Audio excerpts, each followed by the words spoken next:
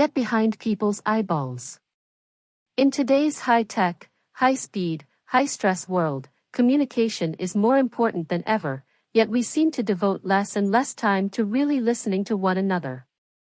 Many of us are poor listeners. We're easily distracted.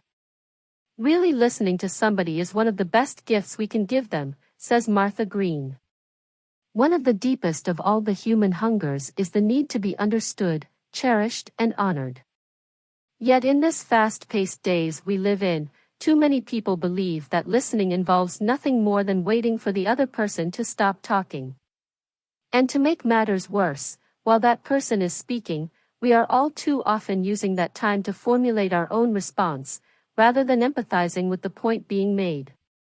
Taking the time to truly understand another's point of view shows that you value what he has to say and care about him as a person. When you start getting behind the eyeballs of the person who is speaking and try to see the world from his perspective, you will connect with him deeply and build high-trust relationships that last. We have 2 ears and 1 mouth for a reason, to listen twice as much as we speak. And having the courtesy to be a better listener has another advantage. Since you are not doing all the talking, you are doing all the learning, gaining access to information you would have missed had you been engaged in the usual monologue. Here are a few practical tips to become better at the art of listening. 1. If you are speaking and the person you are having a conversation with has not said something within the past 60 seconds, there is a good chance you have lost her and it's time to stop talking so much.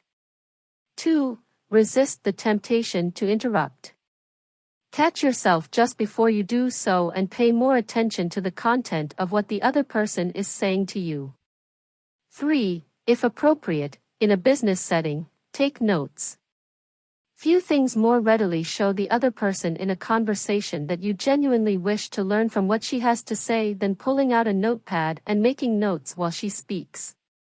4. After the other person makes her points, rather than immediately responding with your opinion, reflect on what you have just heard.